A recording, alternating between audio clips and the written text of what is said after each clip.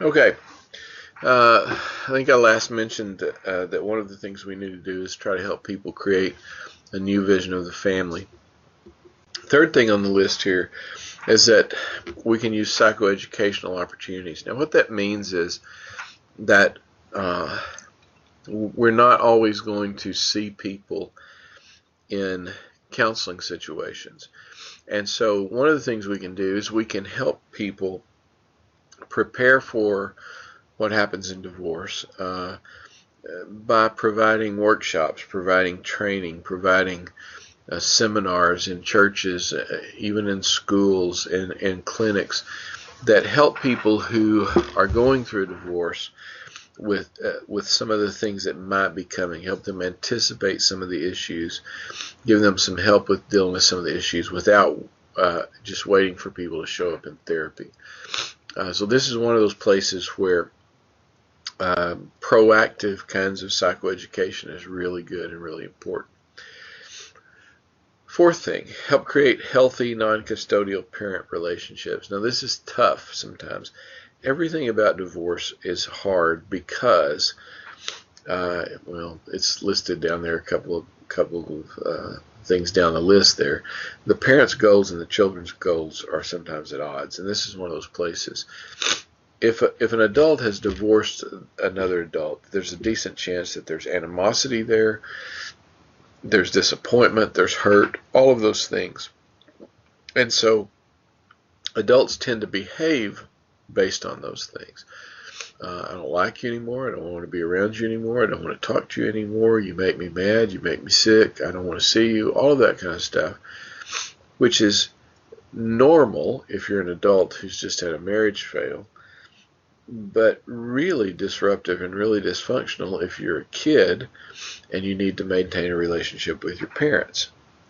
So one of the things we can do is to try to help couples do the very best they can to have healthy non-custodial parent relationships and to have those, to build those with the kids.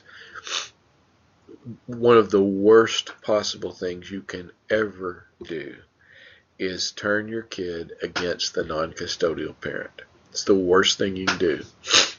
And parents do it all the time. They talk bad about the other parent.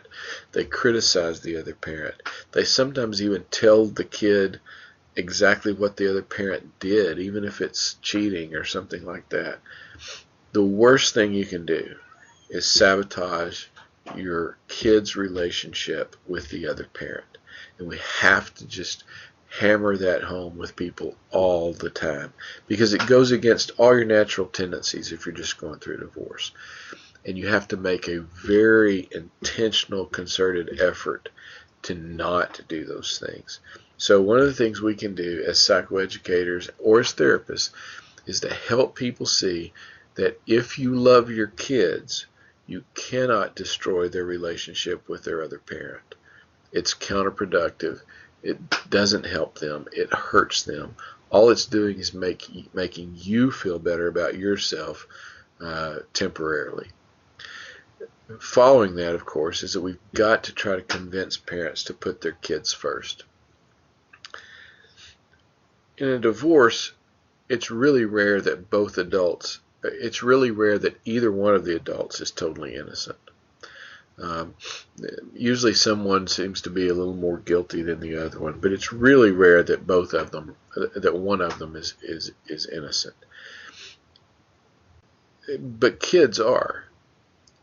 Kids don't make a divorce happen. They don't contribute to a divorce. They're children. And so even if they're hard to deal with, that's what kids are supposed to be, and parents are supposed to handle it. So one of the things we've got to do is we've got to train parents that if you divorce, if a divorce is happening, if a divorce is coming, if you're thinking about a divorce, you have to put your children first. That's the only possible way to get through this with any sense of function, is to put the kids first. And again, parents don't tend to do that. Sometimes they think they are, but very often they're not. They're putting themselves first. And it's understandable, again, because they're hurt, they're upset, they're disappointed, they're broken, and so they tend to be selfish, just like all of us tend to be. We've got to convince them not to do that. The reason that's hard, as I said, is that their goals and their children's goals are at odds. The goal of a kid is to hold the family together. The goal of the parent is to get as far away from that person that I just divorced as I possibly can. The goal of the parent is, I don't want to see them again. I don't want to talk to them again. The goal of the parent is to start over and do something new and end this chapter of my life. The goal of the kid is to maintain all of that. The goal of the kid is to hang on to that other parent, not let them go, not be separated from them.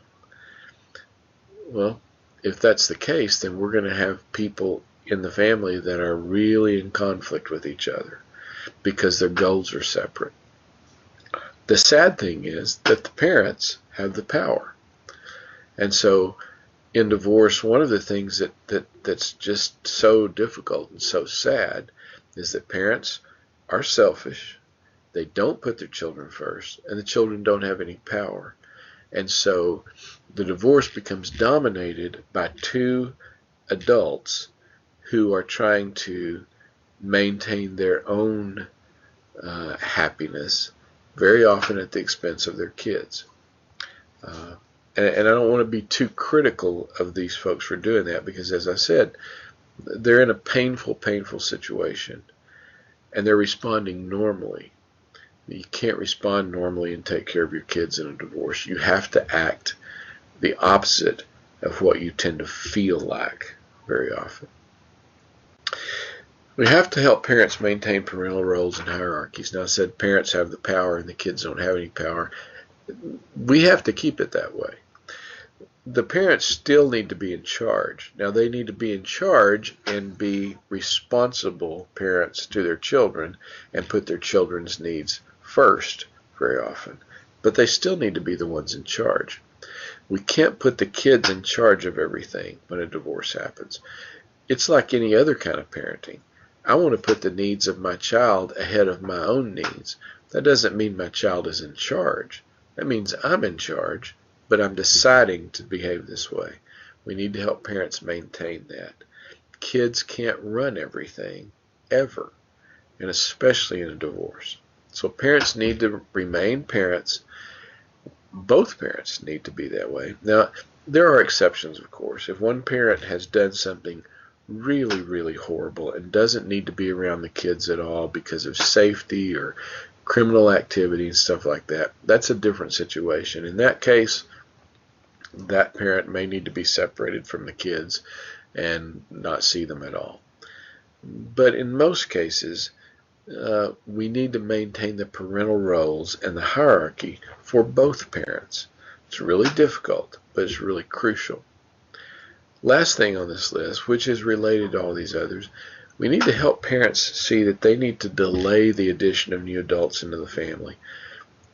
Change is horribly difficult for children.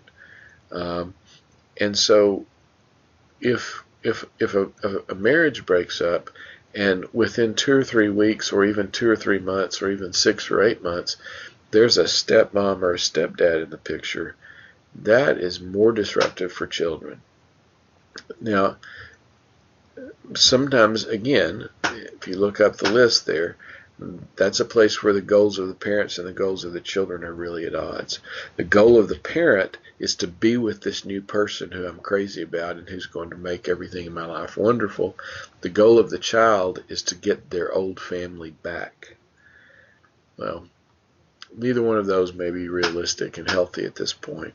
But if parents can at all figure out a way to do this, they need to delay getting someone else in their life, at least in an official way. I would advise people, if you want to date, if you haven't been in an affair or a relationship or something like that, put the dating off for 9 or 10 months. If you have been in an affair, Put the marriage off. Put the getting together, the moving in together. Put it off for 6 months. Don't do anything new. Don't add any more change to a child's life. The less change, the better. The more constancy, the better.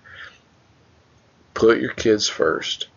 Don't add your new boyfriend or girlfriend to the mix until your kids have had some time, at least, to deal with the loss of the nuclear family.